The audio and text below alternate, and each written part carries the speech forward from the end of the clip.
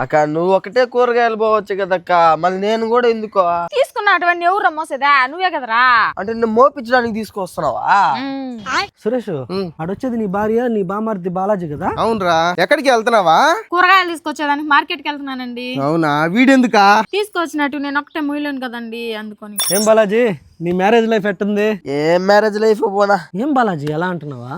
ఏం లైఫ్ పోనా, మా అక్క మా బావ ఒక చెత్త దాన్ని తీసుకొచ్చి నాకు చేసారా. గమ్మోనండి, దాంతో బడి బాధలు నాకు తెలుసు. అది గుని అంటది, ఇది గుని అంటది, నేను సంపాదించిందంతా దానికే పెట్టాల్సి వస్తున్నది. పెళ్లి చేసుకున్నాక ఇవంతా కామనే బాలాజీ, దానికి ఎందుకు బాధపడుతున్నావు? కొంచెం అయితే పర్లేదునా, దాని టార్చర్ రోజు రోజుకి మితిమీరిపోతా ఉన్నదనా. సంపాదించేదానికన్నా ఖర్చులు ఎక్కువైపోతున్నాయా. వంట చేయడం రాదు, భర్తను సరిగ్గా చూసుకోవడం రాదు, ఒక పనికిరాని దద్దమ్మని తీసుకొచ్చి నాకు కట్టబెట్టినారు ఈ పెద్ద మనుషులా. ఏంద్ర నీ భార్యని అట్ట మాట్లాడుతున్నావా? అట కాకపోతే ఇంకెట్ట మాట్లాడాలా? మీరు నా జీవితాన్ని నాశనం చేశారు. ఒక పనికి మాలిన దాన్ని తీసుకొచ్చి నాకు అంటగట్టినారు మీరు. అదే మా అమ్మ నాన్న తీసుకొచ్చిన సంబంధం చేసుకుంటే ఎరక నేను సెటిల్ అయిపోయి ఉంటాను, ప్రశాంతంగా బతుకుంటాను. మీరేదో ఉద్ధరిస్తారనేసి మా అమ్మ నాయన మీకు చెప్తే మీరు ఒక చేతగాని దాన్ని తీసుకొచ్చి నాకు ముడి పెట్టినారు. బాలాజీ అవన్నీ పట్టించుకోకూడదురా. సురేష్ వస్తా. కూరగాయలు పల్లె ఏం పల్లె ఇంటికి పోదా చెప్తాది పదా, ఇంటికి పోదా చెప్తా. బావ ఎంత బాధపడినాడు ఆ విధంగా మాట్లాడుతా ఉన్నావు నువ్వా? నా భార్య గురించి ఆ విధంగా ఏంద్రా మాట్లాడేది అందరిలా? దాని బిహేవియర్ మాతో ఉందాక ఏం చేయమంటావా? నీ భార్య బిహేవియర్ నేను చూపిస్తాను చూడు నీకు. నాగేశ్వరి వదినా వస్తున్నా. రామ్మా నీతో మాట్లాడాలా.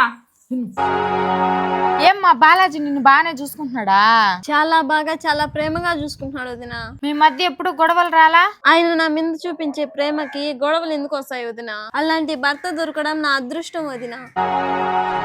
నువ్వేది కొనిపెట్టమని అడగవా? ఉన్నా అడుగుతాను వదినా, సరదా కోసం అవి తీసి ఇవి తీసి అని అడుగుతాను. ఆయన తీసేకపోయినా నాకేం బాధ ఉండదు, అదో సంతోషం. వాడికి ఎప్పుడు నీ మీద కోపం రాలా, తిట్లా నిన్న?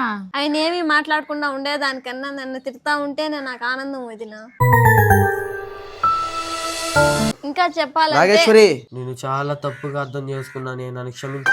మీ నోటి నుంచి ఏం వచ్చినా తట్టుకుంటానండి, క్షమించండి, సారీ ఇలాంటి తట్టుకోలేను. అక్క నీకు బావకి చాలా రుణపడిపోయి ఉంటాను అక్క. మంచి అమ్మాయిని ఇచ్చి పెళ్లి చేశారా, అర్థం చేసుకోలేకపోయినా. అమ్మా నాయన తెచ్చిన సంబంధంతో సెటిల్ అయిపోయి ఉంటాను అన్నావు కదరా. ఈ ప్రేమ ముందు ఏ సెటిల్మెంట్ పనికిరాదక్క. ఇంకోసారి నీ భార్య గురించి ఎవరు ముందరైనా తప్పుగా మాట్లాడి చూడాలి. అక్క సారీ మ్యా, ఇంకెప్పుడు ఈ బంగారం గురించి తప్పుగా మాట్లాడినా దీని విలువ తెలిసింది నాకు. నాకు సారీ పోయి మీ బావకు చెప్పుకోపో. బావా